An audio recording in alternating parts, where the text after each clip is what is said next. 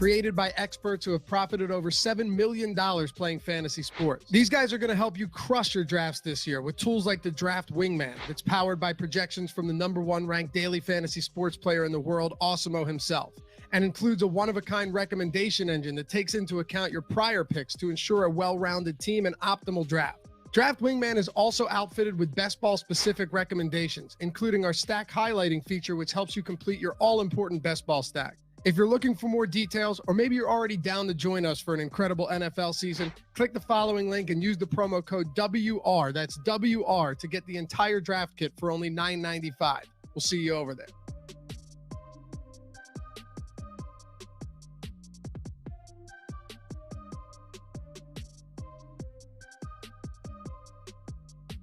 Yo, you're watching the Awesemo Fantasy Football Channel. I'm Dave Lochran. With me, as always, Matt Gajeski. And today we're closing out the series with tight end tiers. We already did running backs, wide receivers, quarterbacks. Check all of that out right here on the channel if you haven't done so yet. And then come back to it. Or watch this one first and then come back. Doesn't matter. The order is unimportant. What is important, though, is that we break all of these down and really basically touch on some serious strategy outside of just tiers as well.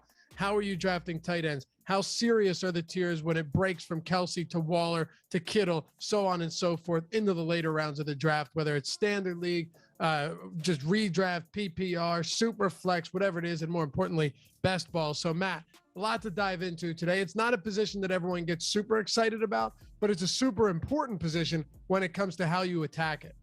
Yeah, it's probably the most nuanced position we have.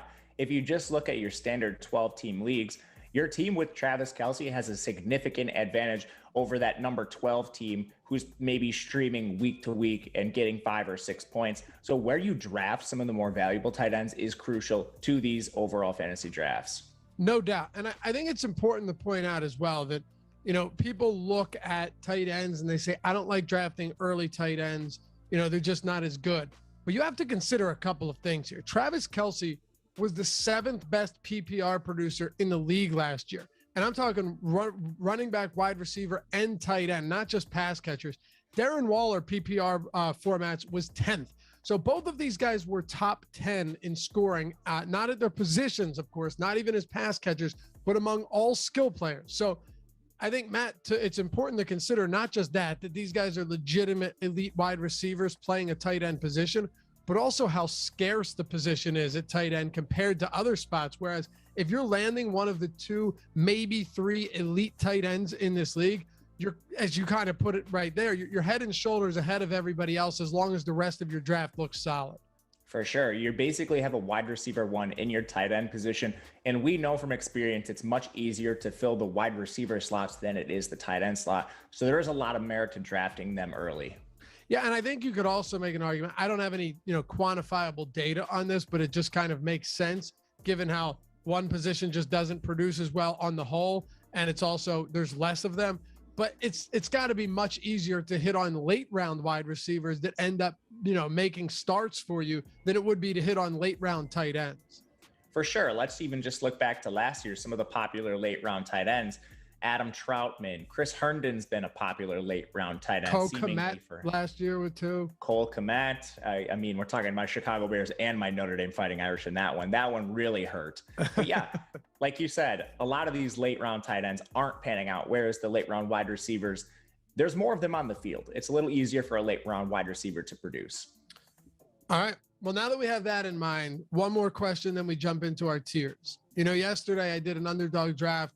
By the way, follow Matt and myself. Follow Matt at _Gajeski on Twitter, myself at Laffy_D. Throw them up there if they're not there already. I'm going to be tweeting out draft links, private draft links to jump into. First come, first serve. But yesterday was a lot of fun. We filled up real quick. It's only a $5 one, but we're going to do a $50 one. Matt and I are going to jump in one of those pretty soon, 25, 10.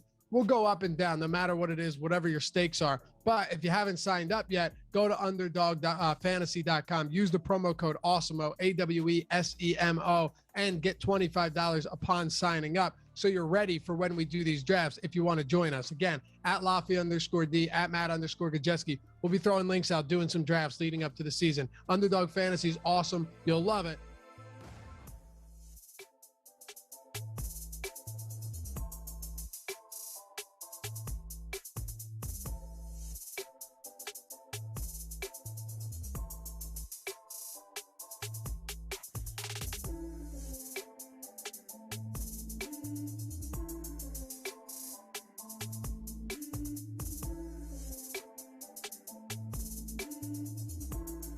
Welcome into the Awesemo NASCAR Strategy Shows. We're here to get you ready for tomorrow's FireKeepers Casino 400. Of course, I am Jason Floyd. Over the next hour, we are going to break down the DFS slate. Of course, if you have any questions, be sure to line those up right now, whether it's in our Slack channel, also over on YouTube. We are sponsored by Monkey Knife Fight. We'll tell you about the offer Monkey Knife Fight has for you. Of course, also, college football is just days away. Yeah, next weekend, our first weekend of college football is here. We have got you covered with a brand new podcast here at Awesemo.com. That is Betting You. Ben Ross and Matt Jajeski take you through each conference and the best bets on the board. Betting You is available now wherever you get your podcast, with new episodes dropping every Wednesday. So you got to check out that if you are a college football fan. Just like myself, love college football. Will be back in our lives, but of course, the NASCAR Strategy Show is back in your life. Phill, man, as always, great to be here on a Saturday afternoon talking a little NASCAR DFS. So we get you ready for tomorrow's race. I guess let's just get kind of some general thoughts on how you're developing your lineups here for tomorrow's race. Yeah, I've been digging through the race sheets, looking back at the past data that we have for Michigan, and I mean, it is legitimately all over the place. I highlighted this in the preview, but if people have the race sheets open, they can look at them. The amount of dominators that we've had here in the past, it goes from 1 to 5. I mean, and it isn't just like, okay, here's an anomaly, here's one race with just a single dominator, and then here's another race with 5. Like it is truly all over the map since 2013. But the thing that you have to keep in mind is that this is only 200 laps. The salaries are structured the way that they are. So this really does lend itself to being a 2-dominator build at the most. People are going to find themselves probably liking their single dominator builds the best when it comes to DraftKings and especially FanDuel. But this very well could be a 2-dominator race. We'll get into the drivers that fit that build the best. But if you're building cash games, stick with a single dominator. You're probably going to like your tournament lineups with a single dominator, but you could find yourself with a 2-dominator build. I know one of the things I saw you tweet earlier this week over your Twitter account, Race Sheets DFS, was talking about how the place differential drivers have been priced up this week. And, as I just kind of look down the salaries here, I mean, you look in that just in that 9K range, Brad Keselowski, Joey Logano starting 20th and 19th respectively. They've been priced up this week. I mean, is that kind of one of your bigger thoughts when we're looking at this place differential of there are going to be some guys that maybe you're targeting, but you're going to have to pay up for them? Yeah, that's exactly it. Is that there are guys that I like with place differential that are priced up, but that's really going to be your decision point, especially in tournaments. Is okay, I'm going to pair one of these high price drivers like a Larson or a Kyle Busch. Am I going to pair them together? Am I going to take the safer route with a Keselowski, a Logano, a Byron? And if I do that, then it really kind of hurts my opportunity to grab one of these guys that's in a couple of these guys that's in the upper 7s, lower 8K range here on DraftKings. So your lineup builds, they will force you into certain areas. And,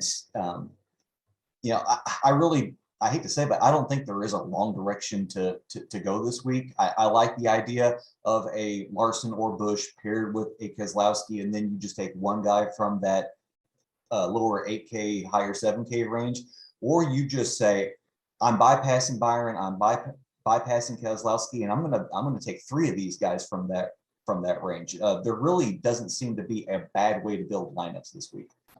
Yeah, of course. We'll talk about that. Of course, I was over at NASCAR.com a little earlier this morning about the playoff race. And I know this is something you touched on last week of these drivers that, I mean, look, they're just trying to win to get into this thing. So are there some drivers this week to kind of highlight as potentially guys that, I mean, look, they're not worried about us getting amount of points. They're just trying to win the race. Yeah, if people will once again look at the race sheets, I've got everybody organized right now by DraftKings salary. And when you look at our top 14 drivers, 13 of them are guaranteed spots, and the only driver that isn't technically guaranteed a spot but could secure himself would be Kevin Harvick. You got to go all the way down to Tyler Reddick at 7,400, and then Michael McDowell at 6,000. Talking about the other drivers in this salary range that are playoff caliber guys. And then you've got the discussion of Austin Dillon, who's really the only driver set up right now that can get his way into the playoffs via points. So that's where we're kind of sitting right now.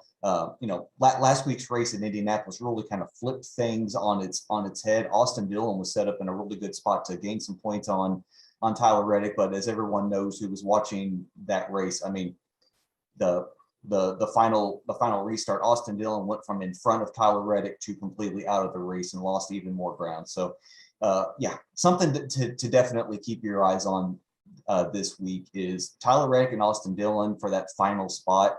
Just how these drivers approach going into this race, if they're going to race for playoff points, if they're going to race for position, and then how that affects their strategy going into Daytona. Of course, if you do have any questions, you can leave those right now, whether it's in our premium Slack channel, also right here on YouTube. We'll get to those questions as we do go forth throughout the show. Of course, if you're not subscribed to Awesemo right here on YouTube, you got to do that, man. We got a ton of great shows for you each and every day. Come here later today. We got MLB live before lock. We got MMA live before lock. We got NFL live before lock. So we've got you covered today. And of course, you got to hit that notification bell so you know when a show is live here on the channel. And we do have free premium data and tools over at Awesemo.com today. If you're not a member and you want to get a peek of what is behind the paywall, today's free content is top pitcher and MMA fire rankings. So you've been kind of thinking about taking that plunge and becoming an Awesemo Plus member. It gives you a little peek of what's behind the paywall today and what you can expect over at Awesemo.com, as those are the tools that everyone here at Awesemo uses every day. And of course, that's why Alex Baker is the #1 DFS player in the world. You talked about dominator build and place differential.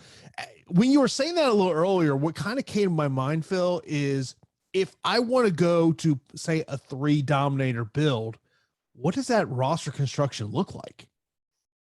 You're definitely getting a little weird, I would say, with your build, and what that's going to probably take you to is unconventional dominator selections, because you can get a Kyle Larson and a Kyle Busch in there as your 2 most likely dominators. And let's just say that, for instance, you want to stick a 3rd dominator in there.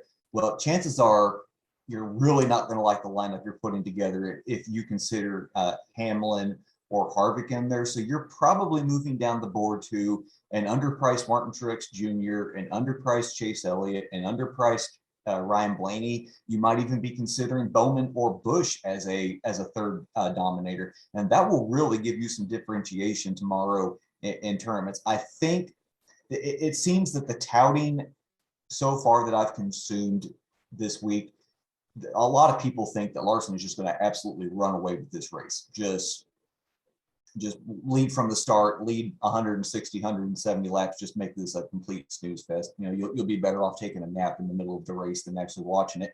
And if that's what most people are assuming, then the single dominator build is what's going to capture the majority of people's lineups. So if you go off the board and say, I'm not just taking 1 dart, I'm going to take 3 darts and try to capture every single lap led point that's available in this race. And that naturally assumes that Larson isn't going to lead the majority of these laps, and it also kind of bakes in this idea that not all the place differential is going to hit. If you need any reminder, just go back to last week. The place differential doesn't always hit. It's not a guarantee that these drivers are going to move up through the field. So yeah, the 2 dominator build is gonna make you a little bit different. But if you go off the board with 3, you are definitely looking at not getting a duplicated lineup. Yeah, I'm just kind of thinking back to last week. Austin Dillon did not work out very well for me. Austin Dillon didn't work out. We were talking about it before the show. Me telling everybody to fade Ryan Newman, that was cake on my face. Something, if anybody is going to survive a race of attrition at the end, God bless Ryan Newman, it's going to be him. Yeah, I would say I'm just looking at a tournament I was in last week where the winning lineup was Chase Elliott, Kyle Larson, Kevin Harvick, Matty D, Eric Jones, and Ryan Newman. Ryan Newman coming with 56 draft points last week. Yeah. And, we talked about it on the live before lock show last week about, instead of just going with the single dominator plus all the place differential, go with the two most likely dominators we talked about were the Chase and Larson. So I mean, if you built lineups that way and then tried to get away from the chalk, it probably worked to your favor. Yeah, and that's where you got to use our ownership projections over at awesemo.com. They are up there right now to get those ownership projections that as you develop your lineups here for tomorrow's NASCAR race. Well, let's get right into the tier 1 salary. So this will be the drivers that are 10K and above over on DraftKings. So we got Kyle Larson on the pole, 11,500 on DraftKings. He's 14.5 over on FanDuel. Kyle Larson starting 7th. He's 10,800 on DraftKings, 13.5 on FanDuel. Then we got Denny Hamlin starting 9th, 10.4 on DraftKings, 11.5 over on FanDuel. William Byron starting 18th at 10.2 on DK, 11,000 on FanDuel. And then we have Kevin Harvick at 10,000 over on DraftKings, and he is 12,000 over on FanDuel. So let's just start with Kyle Larson on the pole.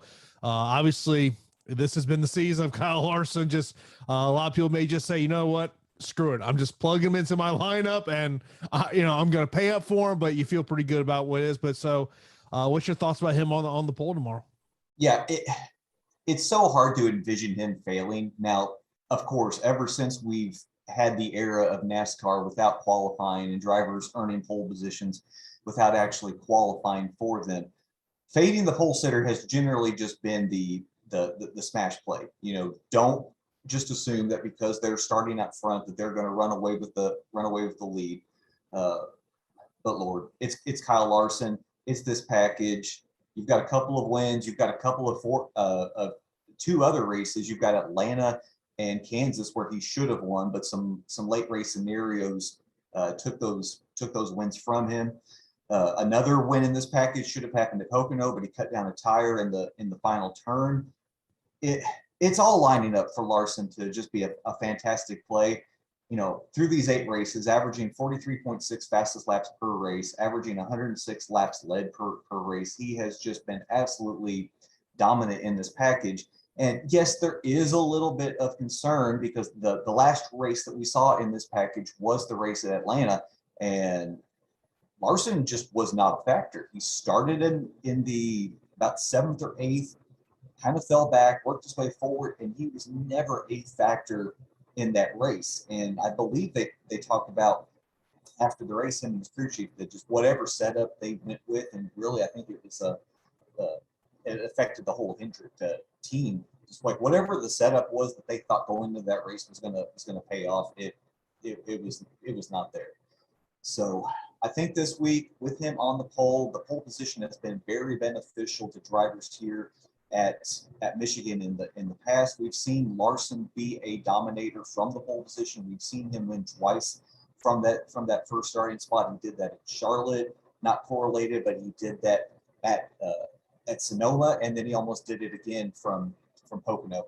And something that if you want to look at, and it's been pretty true this year, is that in the past, in the 42 at Chip Ganassi, the tracks that Larson did pretty well at before, he's excelled at this year. Well, this is the track that he has his most career Cup victories at. That was 3.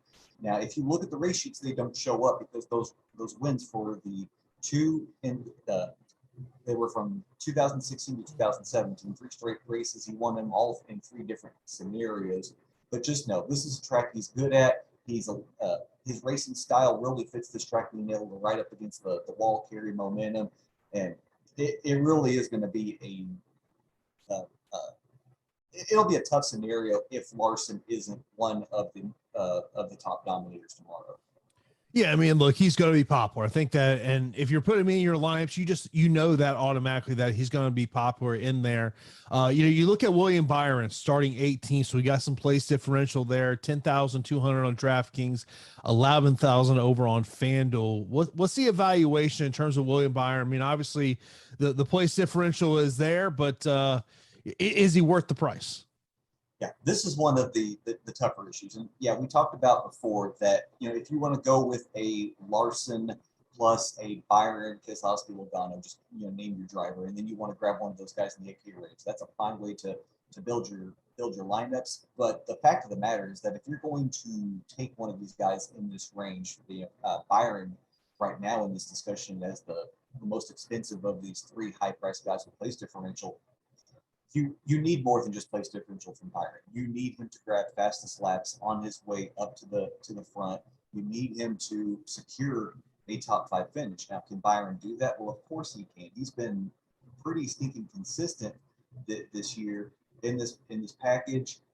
You go back to Atlanta. We talked about the problems that Hendrick had set up wise. He finished 20th. In that second Pocono race, he was a lap away from winning that event, but he had to pit because he was running out of fuel at the end. And then third in the first Pocono race, and then going back to Charlotte, he had a 4th place finish. And then, totally throws out that he won at Homestead in commanding fashion, a track that correlates fairly similar to this place. So Byron is set up that he could easily be an optimal driver, but you really do need fastest lap points out of Byron in that case that you play. One of the tools that you got when you're also Plus member to use is our top driver tool. And I love looking at the sheet there. And one of the, especially with this race, I'm going to look at the tab on the final right-hand side of the page, that top 2 dominator percentage. And when I look at Kyle Busch here starting 7th, he's right up there as someone to potentially target here. 10,800 on DraftKings, 13,500 over on FanDuel. Yeah, if people go with the 2 dominator build, it's going to be Larson and it's going to be Busch. If they try to find a pivot off of Larson, it's going to be Busch. Just understand that this is where the ownership is going to fall, and it's not for bad reason. Kyle Busch, that is, has just been so stinking consistent this year in this package. You have to go back to that first race in this package, Homestead, to find the last time he's finished outside of 5th. Everything else has been top 5. He's rattled off a couple of wins. He won at Kansas when they had the late restart. He won in that second Pocono race thanks to drivers falling out. Remember, that was the race that he was stuck in 4th gear. It was amazing that he was able to not only finish that race but win that race. I think the key to remember is the last time we were in this package, we talked about it was Atlanta, and who led the most laps that race? It was Kyle Busch. He had the dominant car. It really is just setting up once again that if Larson is not going to be the top dominator on Sunday's race, then it's going to fall to Kyle. Just looking at Kyle's numbers here at Michigan, the dominator points, they definitely don't blow it away. It's 11.2 fastest laps per race and just 5.5 laps led per race. But it's those finishes. 5 top 5 finishes in the last 6 races, and that one finish outside of the top 5, it was a 6th place finish. Even in a bad year last year for Kyle Busch, when he seemingly couldn't get anything right, still 2 top 5 finishes at this track. I really do think that let's just say for kicks and grins that Kyle Larson's probably going to lead somewhere in the neighborhood of 100 to 110 laps. There's a safe bet that Busch is going to collect probably another 50 to 60 or more for himself. In terms of the other 2 drivers in this tier, that is Denny Hamlin starting 9th, 10-4 over on DraftKings. Kevin Harvick flat 10,000. As you look at either one of those, and I know Kevin Harvick, obviously there's a playoff aspect to what he can do here. How do you rank them as plays when we're talking about, drivers who are 10,000 and above? Hamlin's a guy like in 150 max that you can have some exposure to as a possible dominator, but in reality, I think Hamlin, you're just kind of betting on a top 5 finish, and for 10,400 on DraftKings and 11,500 on FanDuel, that's probably a driver that I don't want to get to in 20 max.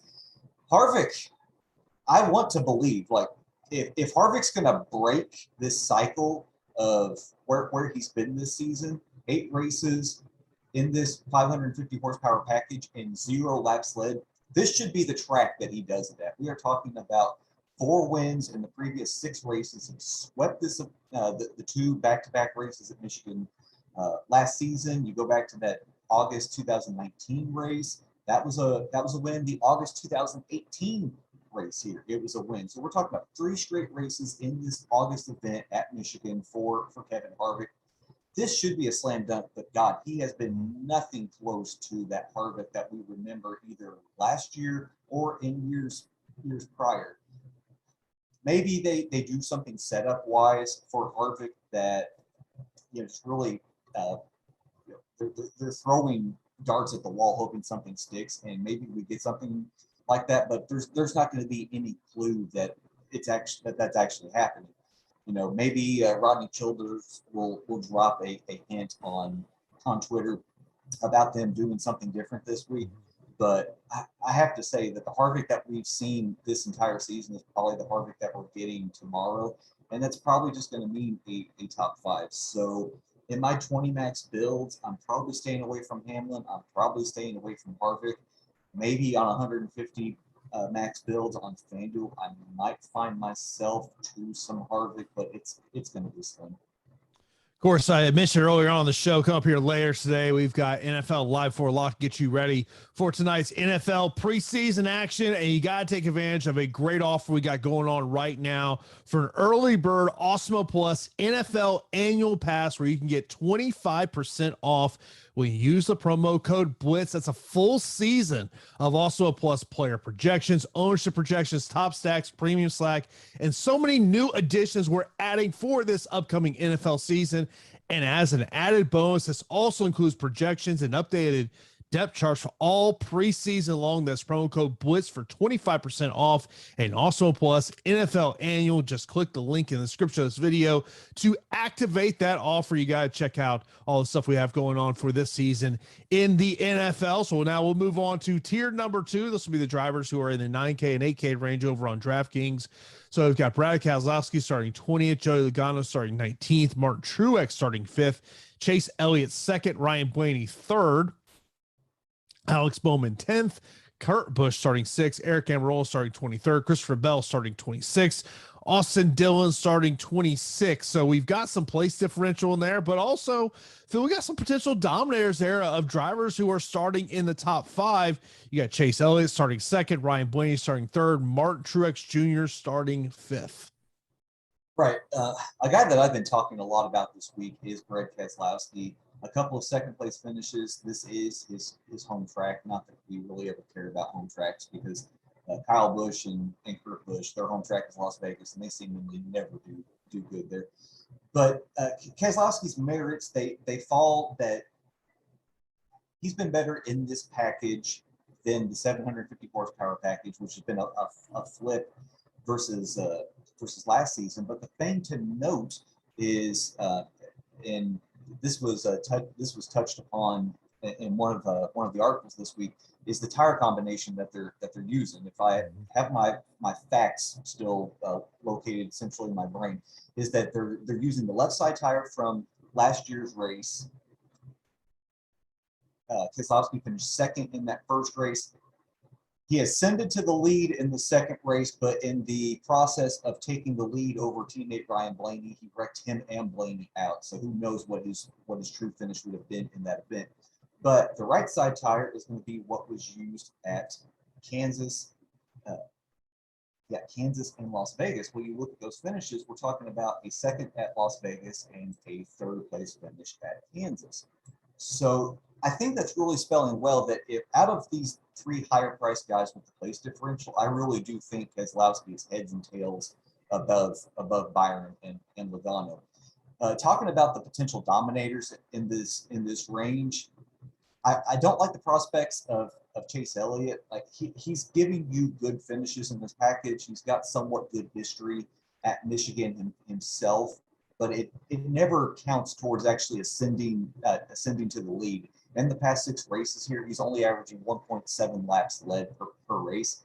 I think if you are in this range and you're looking for someone to add to your dominator pool that's coming in at a cheaper price, I think you've got to give the nod to Truex. 3 straight top 4 finishes here. I really like Blaney. You go back to that to the first Atlanta race. He was able to track down Larson after he led the majority of that race and win. And it's going to be maybe a little bit off the wall, but I really kind of like the prospects of Bowman. I think people are going to forget him or just outright not want to play him because he's starting 10th. He's priced above these all these guys with place differential. So you're not getting the place differential upside. But when you look at Bowman's previous 4 races in this package, you're getting the 5th at Charlotte. You've got the win at Pocono, regardless of how he got that win. He was still going to finish second, and then 7th in the second Pocono race, and then 4th at Atlanta. So I think he is really he's picking up momentum. They're figuring something out for this team in this package, and I wouldn't be surprised with this being a low tire wear track that those are the kind of places that Bowman excels at. Think back to Auto Club Speedway where he won last season. Think back to Chicagoland where he's won at. This could be an event where he surprises people and maybe picks up somewhere in the neighborhood of 25 to 30 laps left. There's 2 drivers I want to do kind of a comparison and contrast on because they are separated by $200. They're both got place differential, but one is seeing ownership, one is not. Eric Amarola versus Christopher Bell. Eric Amarola starting 23rd, Christopher Bell starting 28th. I guess we would just say that everyone is loving Christopher Bell in this spot this week. Right. Bell, and this is one of the more questionable things, is that if you're going to place William Byron at 10,200, who starts 18th, then why are you placing Christopher Bell nearly $2,000 cheaper with 10 more positions to gain? I can understand Almirola being $2,000 cheaper. I can get Austin Dillon being $2,000 cheaper. But Christopher Bell, who's probably on the same trajectory this season and in the future as Byron,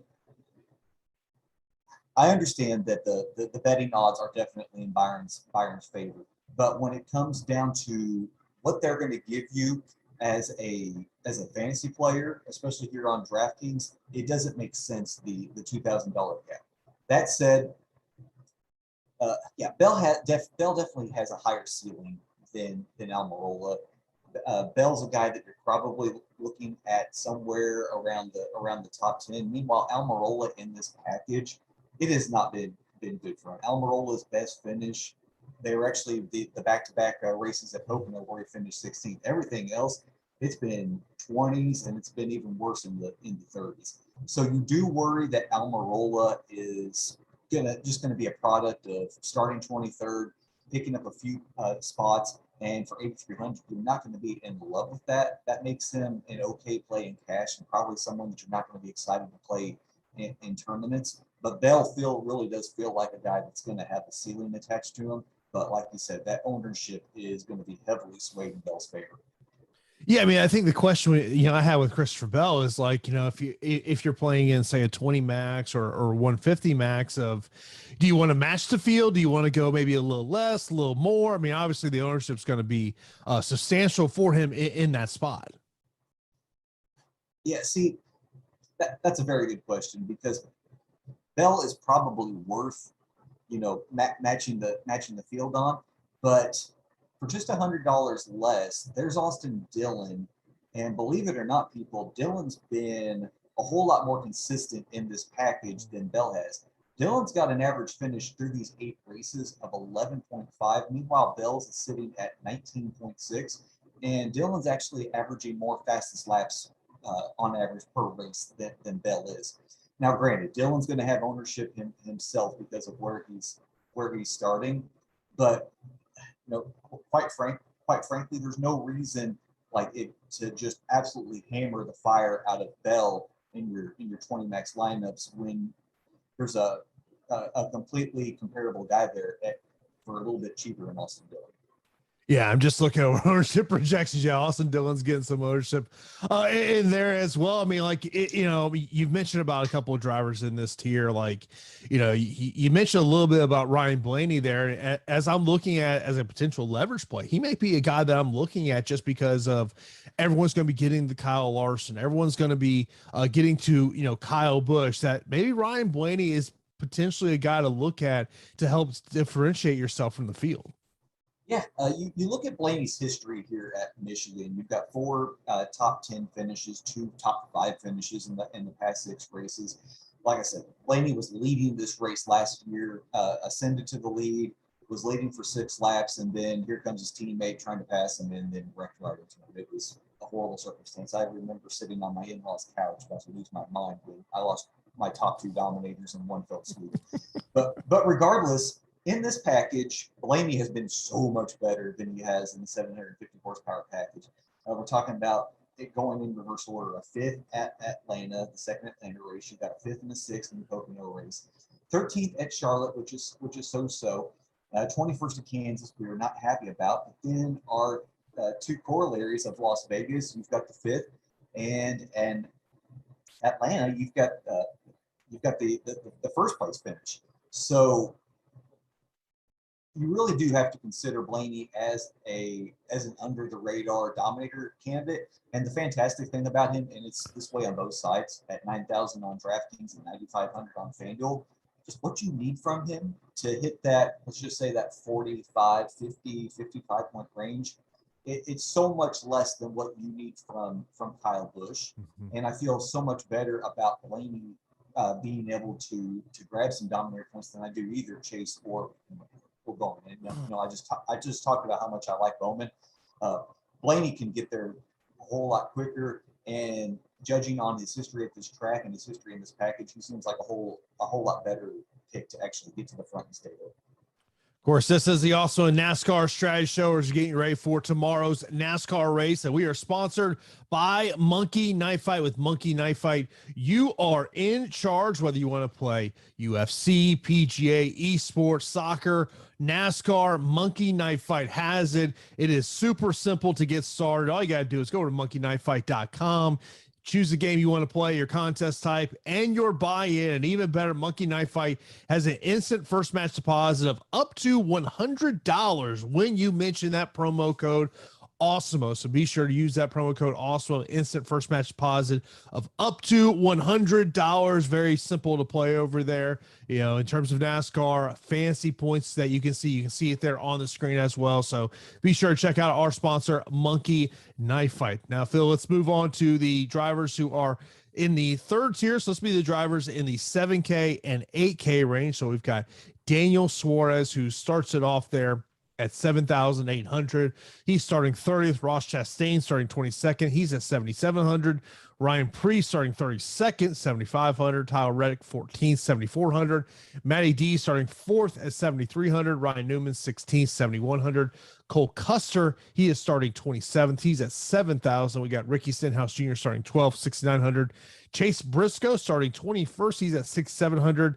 And then we have Chris Buescher starting 11th, 6,500. Bubba Wallace 15th, starting 60 at 6,400. Eric Jones 13th at 6,200. And then we got Michael McDowell at 6,000.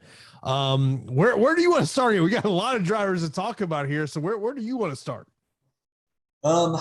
Let's start with Ryan Preece. We talked about the nail that I put in my own coffin with Ryan Newman last week. This week's Ryan Newman play is Ryan Preece. Ryan Preece he's way overpriced at 7,500. I mean, that's a $3,000 gap between his prices on the two sides. Yes, he's gotten priced up for his place differential, but considering the driver, considering the equipment, Preece should probably be a little bit lower. I mean, Cole Custer in much better equipment, a much better driver, only starting 5 positions worse, is $7,000 here on DraftKings. I think that's a play that you have to make 10 out of 10 times is choosing Custer over Preece. So I'm going to say, unless you're looking to get weird in tournaments, then I'm not looking to get to Preece, especially not in cash games. I think Preece is probably going to end up where he typically does in this package, which is going to be a 23rd or 25th place finish. Picking up 6 to 7 spots, you're not going to be excited about that. Tyler Reddick in tournaments, we've talked about him and his efforts for the playoffs. He's got to continue to finish in the top 10, keep his space over Dillon, so that Daytona really doesn't turn into a must-win scenario for either guy. Matty D, I don't want to say that's hands off, but Matty D has been running so well lately that at 7,300, I mean, this could easily pay off. And you want to talk about an under the radar potential dominator, you got to give a slight nod here to Matty D. Ford, 6 straight wins here at Michigan. This was traditionally a track that Ford just they owned. They were kings sitting on a throne at this track. You've got the Penske corollary. Nope, and it would not be the craziest thing for this 21 team to just throw something way out of left field, because Matty D's in that same scenario. He's top 30 in points. He's not going to get to the playoffs via points, but if they can somehow steal a win here by some goofy pit road shenanigans, then Matty's in the playoffs, and then Roger Penske is going to be forced to throw money at a driver that he does not believe in, which is going to be a funny circumstance to watch for the playoffs. But you go down this board. Michael McDowell makes a lot of sense as your last driver in at 6,000 on DraftKings, 4,000 on FanDuel. He's probably just going to give you a couple of spots of place differential, and at that salary, that's fine. That's really kind of all that you need from him. And he's raw.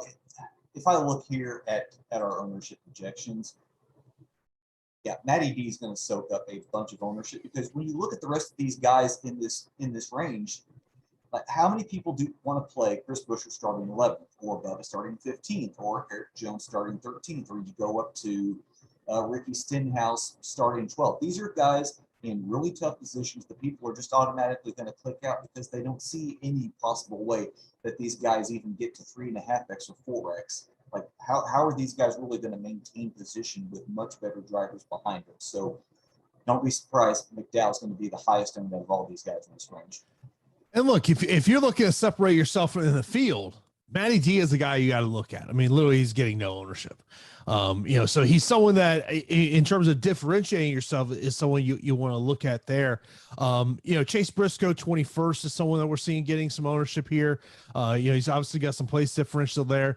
He is priced at 6,700 on DraftKings, 5,500 over there on FanDuel. We mentioned about Eric Jones earlier on the show. Was an optimal guy last week. This week he starts 13th. Yeah, and the Stewart Haas teammates there of Custer and Briscoe, they're going to be the safest options in this range just because of place differential. So that's where people are going to naturally flock. Jones, even when Jones was in better equipment, his finishes weren't that fantastic, and this is his home track. So this is another one of those really weird narratives where this is the track that the win or finishing well should matter the most to him, and somehow it continues to not actually pay off for him.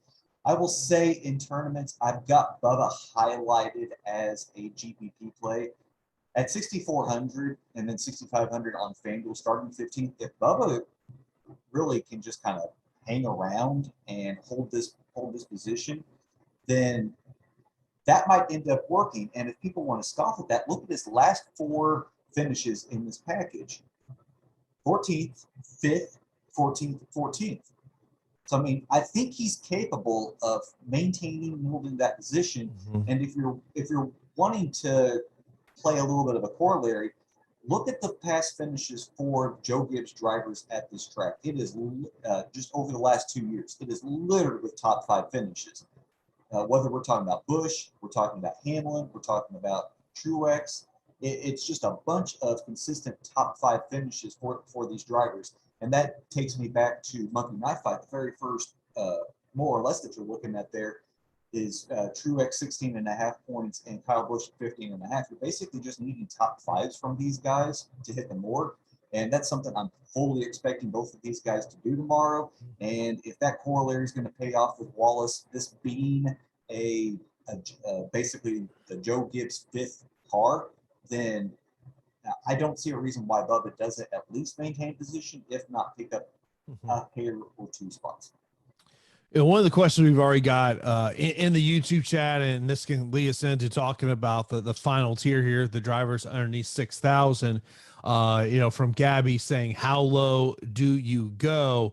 And I know this is a question we kind of talk about every week in terms of when you look at what's underneath here. Alfredo starting 35th, Barry 24th, Ware 37th, McLeod 37th, Yaley 17th, Smithley 33rd, Balicki 29th, and Hoff at 31. So, how low are you willing to go? Before Thursday, it was going to be Corey LaJoy. but he's out of the race due to COVID protocols. Josh Berry is going to fill in for him. And the last I looked, Berry didn't have a salary. That may have changed since 8 o'clock this morning. But even if they just give Berry LaJoie's salary, that's not that's probably not a driver that I'm wanting to get to starting 24th. He's going to have to drop to the rear of the field, and then it's just going to be a fight for him just to get back to where he originally is started and where he's going to be scored from starting. In that case, I think the absolute lowest that I want to go on DraftKings is Alfredo at 5,800, just because of the place differential upside. Yeah, Barry is 5,600 over on DraftKings. 50, yeah. I think it's going to be just a fight for him to get back to that 24th starting position, and then the likelihood or the upside of him moving up, I really just don't see it. Another question we got related to a driver down here is Anthony Alfredo's starting 35th, 5,800 on DraftKings, 3,500 on FanDuel. And the question was, is Alfredo worth the roster if you stack Elliott and Larson? Oh, I don't think it really matters how you get to Alfredo. His viability is going to be the same regardless of what roster construction you end up going with this week.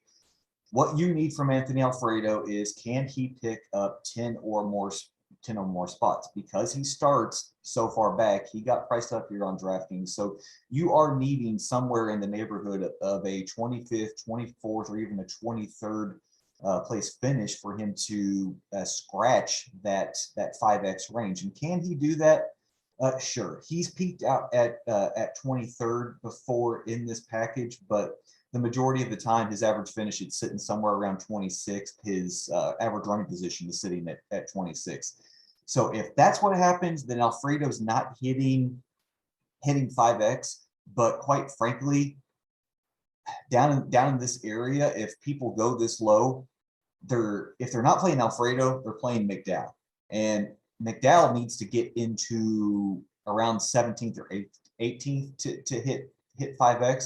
So, quite frankly, we easily could be looking at a scenario where your last driver in, who's 6,000 or below, they may not hit 5X, and it quite frankly might not matter. So, yeah, I really don't want to go below Anthony Alfredo, and all of these guys. The horsepower is going to matter so much tomorrow. These guys are going to be wide open for the majority of the race. The only time that you won't see that is when they're coming down pit road or restarts after stage cautions. And when horsepower is going to matter that much, performance is going to be top of the key. These guys down here, this range, they're just not going to have it. So I'm going to say side with the drivers that have the better equipment.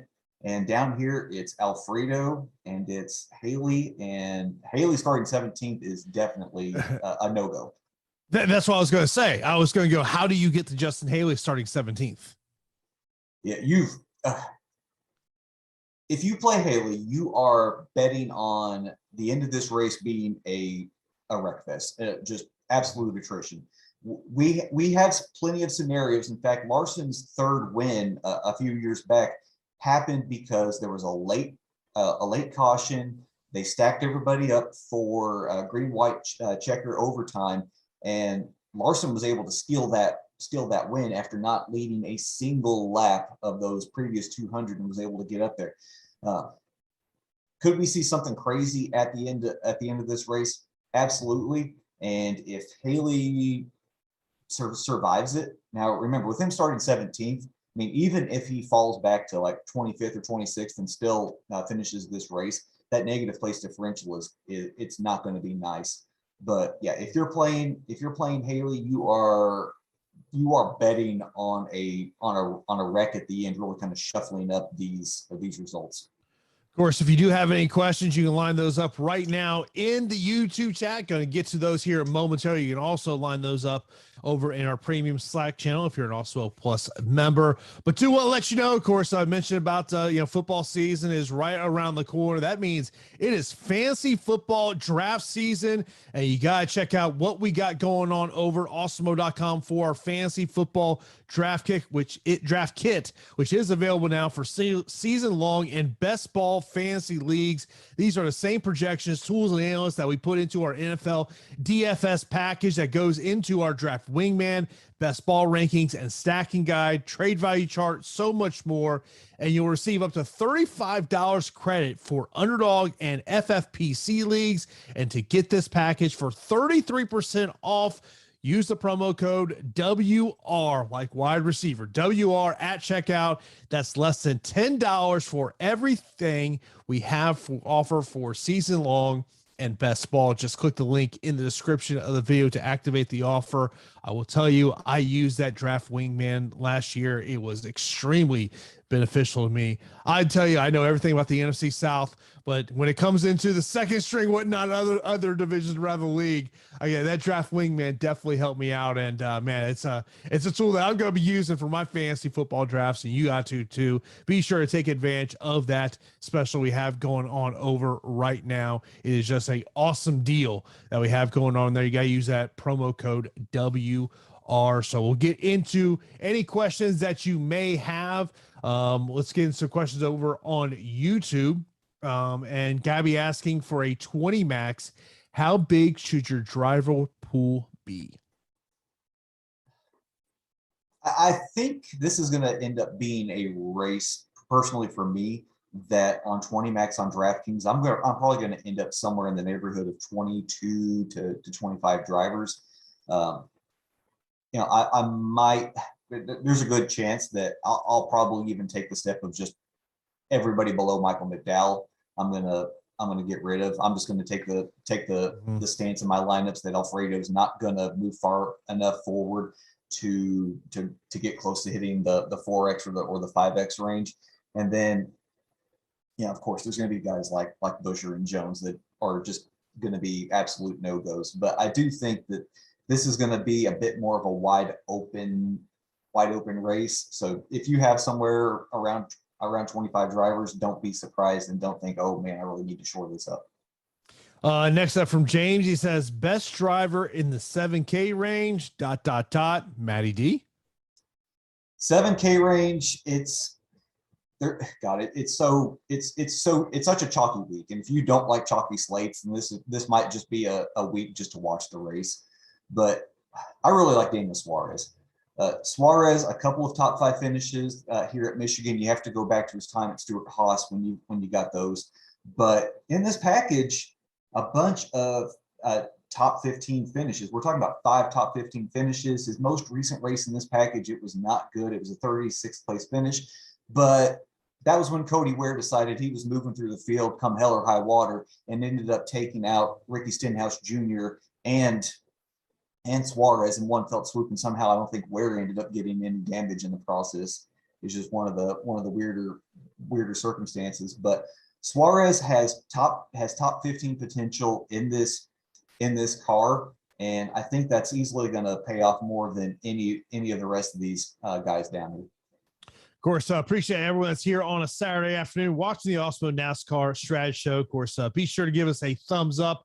And if you're not subscribed to Awesemo, you got to do that. Got a ton of great programming for you each and every day. We got plenty of programming for you today to get you ready for tonight's MLB, MMA, and NFL slate. The MLB coverage will be at 3 o'clock as Greg and Dungacker will get you ready for today's MLB slate. And then at 5 o'clock, you have got Greg and Pete for MMA live before lock. I appreciate Greg filling in for me here today. And then at 6 o'clock, we got NFL live before lock, Aton, and Matt will be getting you ready for tonight's action on the gridiron. Of course, I'll be at Raymond James Stadium in the broadcast booth, so that's why I will not be doing MMA live for lock this week. And next week I'll be sitting in a hotel room doing the NASCAR show here from Houston. So it's kind of one of those weird scheduling. I can't ever recall in all my years doing NFL preseason that every preseason game we've had is on Saturday. I can't recall. Oh, Usually the last one's like on a Thursday. That's not the case this year, but I can never recall it in my 16 years of doing this that every preseason game I'm working is on a Saturday. yeah. I was just wondering to myself before the show if it was going to be like week 4 for week 3 this year, where everybody has to play on that Thursday, but apparently not. Yeah, it's we'll be in Houston next Saturday. So looking forward to that. Next up, we got Alan saying Byron or Keselowski in a single entry on DraftKings.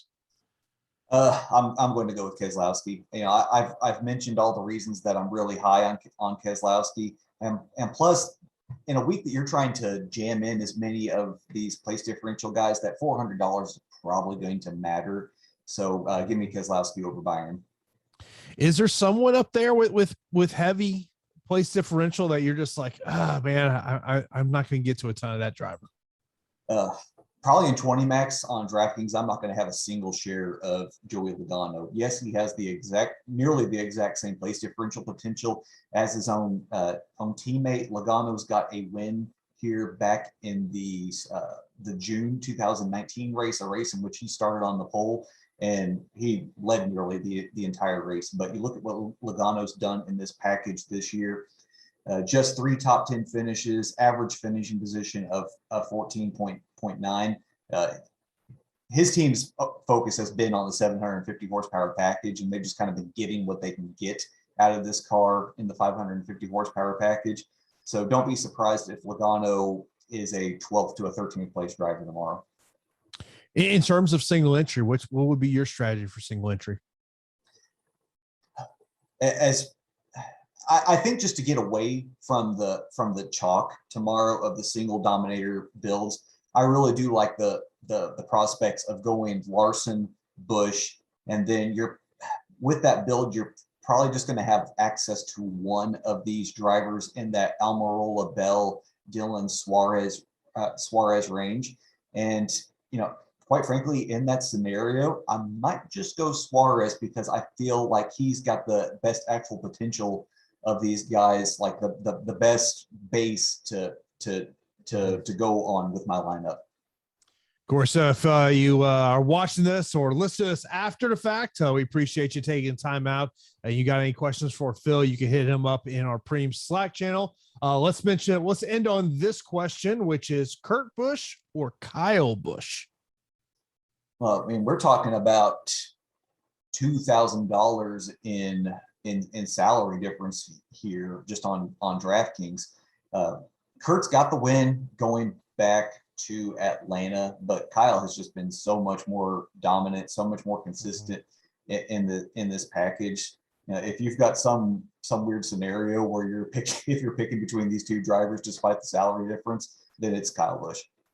Of course, be sure to check out all the great program we have come up here later on today. Also, thanks to our sponsor, Monkey Knife Fight. Be sure to check out them. Be sure to use that promo code Awesemo for an instant first match deposit of up to $100. So that is going to do it for this edition of the NASCAR Strategy Show. We will be back next week to get you ready for a NASCAR race. Of course, as always, appreciate you tuning in, and we will talk to you again next week here on the Awesemo NASCAR Strategy Show.